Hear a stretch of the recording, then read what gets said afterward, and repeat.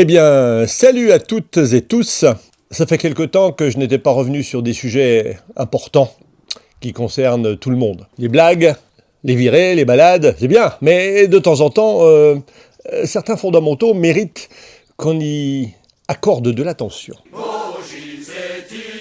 À vrai dire, il y a quelque temps, je suis tombé sur un article qui concerne la mortalité des motards. Et j'ai été un peu surpris de voir que les tranches d'âge les plus concernées n'étaient pas finalement surtout les jeunes, dont on parle souvent, comme si c'était ceux qui étaient le plus à risque, mais pas mal aussi les 45-60 ans, c'est-à-dire une tranche d'âge de motards qui ont de l'expérience, qui ont possédé plusieurs motos. J'ai une femme et 4 chevaux. Et moi, j'ai un cheval et 4 femmes. Et qui, malheureusement, meurent quand même pratiquement autant que les beaucoup plus jeunes, qui, eux, n'ont pas l'expérience. Alors ça, c'est injuste. Les chiffres, faut toujours s'en méfier, parce que selon les sources, si vous prenez les chiffres des assurances, les chiffres de la sécurité routière, les chiffres de la prévention routière, dans tous les cas, les motards sont les perdants, parce qu'on est quand même les vilains petits canards. Hein. S'il y a un problème, on nous tape dessus. On représente que 2% du trafic, mais on nous tape dessus quand même. On nous tape dessus des fois à coups de véhicule. Dans 70% des cas, les motards qui ont heurté un véhicule extérieur ne sont pas fautifs. Les grosses cylindrées sont beaucoup plus impliquées dans les accidents mortels que les petites cylindrées, notamment en ville. Moi-même, j'ai longtemps cru que, en ville, les scooters, les 125, il y a beaucoup plus de possibilités de heurter d'autres véhicules.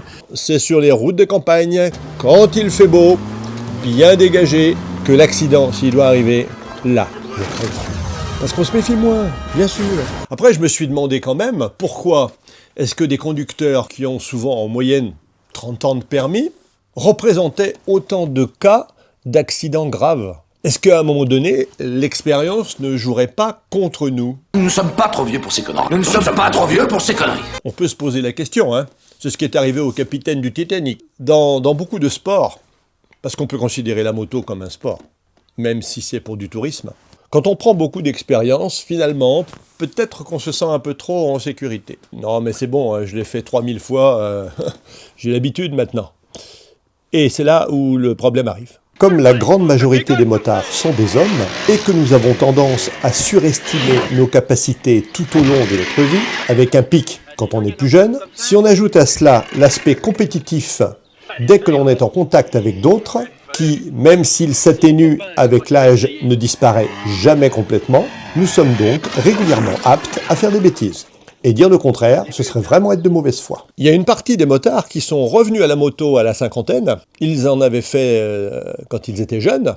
Mais après, les enfants, la famille, le boulot, ils ont fait un break de quelques années, voire quelques dizaines d'années. Et ils reviennent maintenant sur deux roues, avec une offre de machines absolument incroyable et qui sont de plus en plus accessibles, à part pour les finances. C'est normal. Les pauvres, c'est fait pour être très pauvres et les riches, très riches. La grosse majorité des accidents est due à la perte de contrôle de la moto. Malgré les assistances, il y a une question à se poser. Pourquoi est-ce qu'une catégorie senior est impliquée dans les accidents ? Est-ce que c'est parce que c'est une catégorie qui roule plus que les autres, qui passe plus de temps sur la route, donc qui pourrait être plus sujette à des accidents? Est-ce qu'il y a plus de motards de la tranche 45-65 ans que des plus jeunes? Ce qui est bien avec les hémorroïdes, c'est qu'on ne pense plus à ces rhumatismes. Il faudrait avoir des statistiques beaucoup plus précises pour le savoir. Mais en tout cas, je trouve que ça pose problème de voir que ces motards d'expérience continuent de se casser la gueule.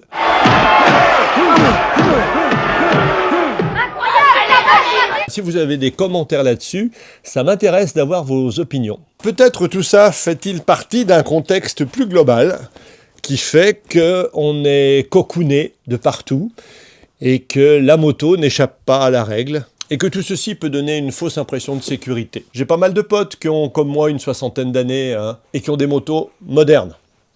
Oui, contrairement à moi qui suis vraiment très vintage. Ils roulent plus vite qu'avant. Parce que pour avoir les mêmes sensations, ils sont obligés d'être bien au-dessus.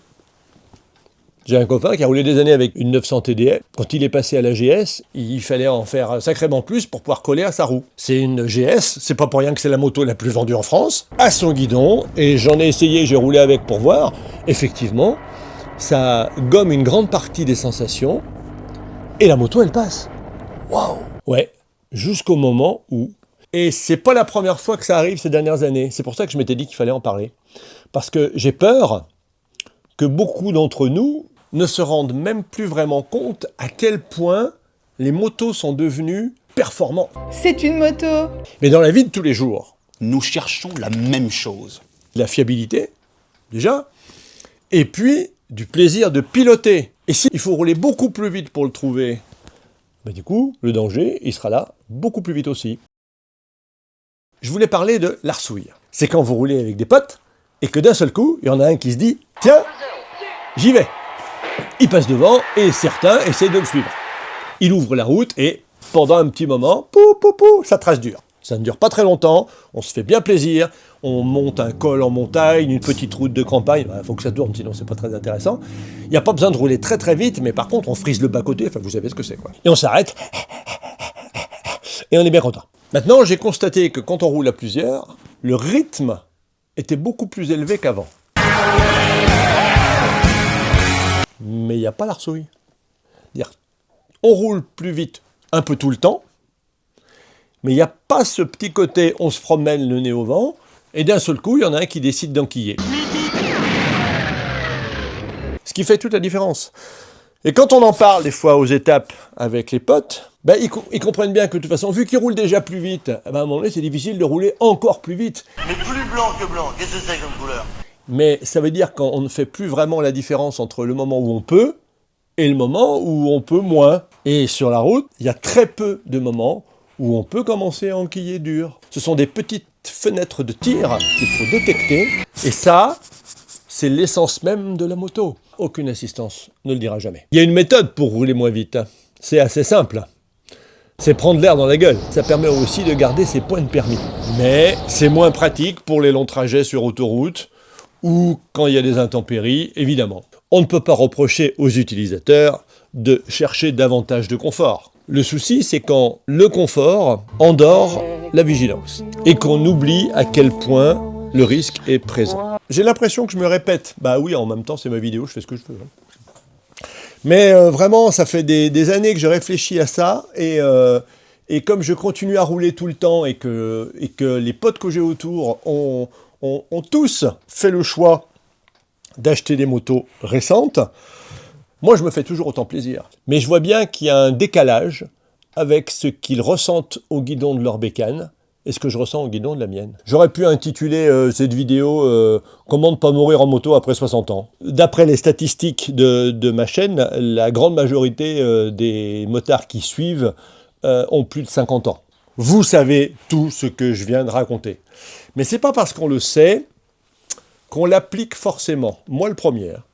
Il faut faire de l'introspection, des fois. Je n'ai pas dormi à la belle étoile depuis le siège de La Rochelle. Vous aviez 20 ans de moins. Oh, 20 ans et le pouce. Moi, je me sens pas changé. Sinon, on tombe dans la routine, dans l'habitude. Et là, il y a des domaines où ça peut être dramatique. La moto en fait partie. Plein de nouveaux équipements de sécurité sont apparus, notamment les airbags. Je sais, j'en ai pris un pour mes 60 ans.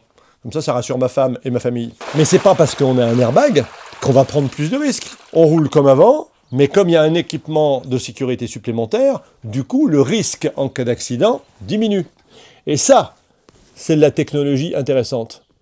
Parce que vous ne changez pas votre façon de conduire, mais vous vous protégez davantage. Il y a aussi un truc, c'est qu'il y a pratiquement un quart des accidents où les motards sont alcoolisés. Vous vous rendez compte? Un quart! Sans s'en rendre compte la plupart du temps. C'est une bière de trop, c'est un verre de vin, c'est quand même énorme. Quand on parle de tranche d'âge, actuellement, ce sont les 45-55 ans qui sont pratiquement à égalité avec les 25-35 ans. Mais cela risque vite de basculer dans la tranche des 55-65, car la population motarde vieillit, et le pourcentage de motards de plus de 60 ans qui vont se retrouver à la retraite va être plus important qu'avant. Ils auront plus de temps pour rouler, ils seront donc plus souvent sur la route, seront-ils suffisamment en forme pour gérer ça, à plus ou moins long terme? Il est assez difficile d'évaluer ses propres capacités. C'est pourtant nécessaire pour voir où l'on en est dans notre carrière de motard. Personnellement, j'ai 64 ans et j'essaye de me tester régulièrement sur l'endurance, la capacité de rouler par tous les temps, d'essayer des motos différentes, pour voir où j'en suis et rectifier le tir si besoin est. Bon, jusque-là, ça va, on verra bien plus tard. Plus on veut rouler longtemps dans sa vie, il vaut mieux prendre soin de sa monture. Et dans ces cas-là, la monture, c'est nous. Moi, j'ai envie de continuer à rouler pendant des années, à m'amuser, à faire des fois le gognol, à faire des arsouilles, mais à des moments que j'aurais choisi pour en tirer le maximum. Ce que je ne voudrais pas, c'est avoir un accident parce qu'à un moment donné, je me suis relâché et que la moto a décidé que c'était pas dangereux à cet endroit-là. Dans tous les cas, s'il y a quelque chose à garder et que j'aimerais vraiment qu'on puisse faire passer, c'est rester maître à bord. Donc les filles là, vous allez continuer à faire ce qu'on vous dit, hein, voilà. Vous allez être des bons petits chevaux obéissants, mais c'est quand même nous qui décidons, nous, les humains, avec un grand Z. Je serai le roi! Allez, je vous laisse. Je vais en mettre mes manchons parce que ça commence à cailler dehors. Salut les amis, à la prochaine. Merci à vous. Bonne route!